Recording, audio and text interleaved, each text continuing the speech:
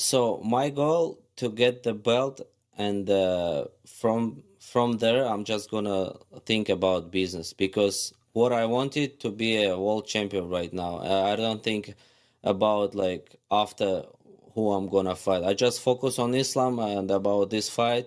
I'll take care about this fight, and from this fight, I'm gonna when I win the title, the sport things is done. It's gonna start just business, and I'm gonna pick who with who UFC pays me more, I'm gonna fight, and doesn't matter who is gonna be. No, right now it's a legacy to be a champion, and then business. After this fight, when I'm champion, I'm just gonna think about money, not about like to be a two times champion or like defend 10 times. I'm just gonna think about like my. Recent years, we've witnessed a shift in the mindset of mixed martial arts, MMA, champions, particularly in the UFC.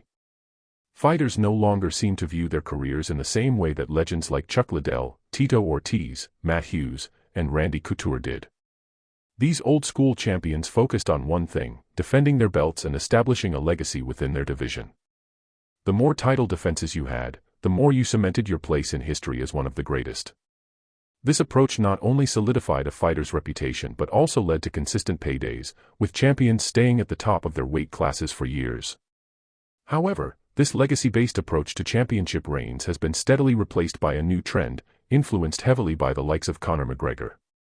McGregor, with his explosive personality and unique ability to draw attention, changed the game. His success went beyond simply defending titles. He was able to jump across weight classes, create super fights, and transition into boxing, all while making an immense amount of money. As a result, many younger fighters, including current and potential champions like Arman Tsarukyan, Ilia Topuria, Merab Dvalishvili, and others, seem to be more focused on securing money fights and possibly pursuing two-division titles rather than just defending their current belts. This new trend, where champions want to skip the traditional route of defending their title against the number one contender, is creating a challenge for the UFC. It is an evolution of the sport, but it also comes with a series of issues that could affect the long-term growth and sustainability of MMA. In the past, MMA champions were expected to defend their titles multiple times against top contenders. Legendary champions like Georges St-Pierre, Anderson Silva, and Demetrius Johnson built their legacies by facing the best in their divisions and successfully defending their belts against the most dangerous challengers. These fighters took pride in being the number one fighter in their division, constantly proving their superiority by defending their title. The UFC's early days were heavily influenced by this traditional approach. But with Conor McGregor's rise, the UFC witnessed a drastic change in how champions approach their careers. McGregor, after winning the UFC featherweight and lightweight titles, quickly became a global sensation. He was the first fighter in UFC history to hold two titles simultaneously. This momentous achievement cemented his place as a superstar, but it also shifted the focus of the sport. It was no longer just about defending your belt. Fighters now began to think about the potential of capturing two titles or engaging in super fights, which would generate massive paydays.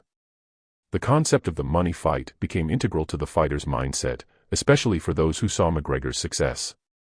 Fighters like Arman Tsarukyan, who has openly stated that his goal is to win a belt and then transition to money fights, embody this new philosophy. Similarly, Merab Dvalishvili has been vocal about wanting to fight top stars like Aljamain Sterling instead of adhering to the traditional path of defending against the top contenders. This new mindset creates a dilemma for the UFC. On one hand, fighters are chasing what could be lucrative opportunities, but on the other hand, the sport risks losing its credibility if champions continually bypass number one contenders in favor of higher-paying fights. Conor McGregor's influence cannot be understated. His ability to cross over into boxing, headline massive pay-per-view events, and make millions while doing so has set a new standard for what it means to be a UFC champion. The new era of fighters sees McGregor as the blueprint. The ambition to win multiple titles, chase big money fights, and transition into other combat sports has become more appealing than the traditional route of defending your belt and building a legacy through title defenses. Arman Tsarukyan, Ilia Topuria, and others have openly expressed their desire to pursue super fights rather than focus solely on defending their titles. In essence, they view their legacy as being complete once they capture the belt, and everything afterward is about maximizing financial gain. This trend is not exclusive to the lightweight division, it spans various weight classes, and it is indicative of a broader change in the mentality of UFC fighters. The UFC has had to adjust to this shift, often putting together matchups that might not feature the most deserving contenders but are instead more marketable.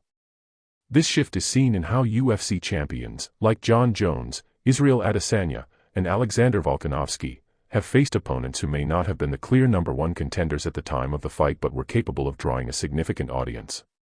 Before McGregor, the idea of a super fight was something rare and special.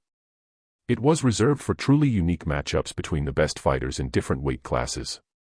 One of the most talked about superfights in UFC history was when Anderson Silva, the dominant middleweight champion, was linked to a fight with Georges St-Pierre, the reigning welterweight champion.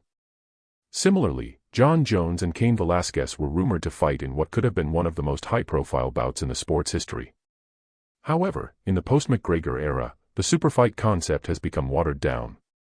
Now, it feels as though every UFC champion is looking for their own version of a superfight, regardless of whether the fight is between two of the best fighters in their respective weight classes. Fans have begun to feel fatigued by this continuous push for superfights, which are often promoted as the next big event, only for the matchups to fall flat when it becomes evident that the fighters involved haven't truly earned their shot.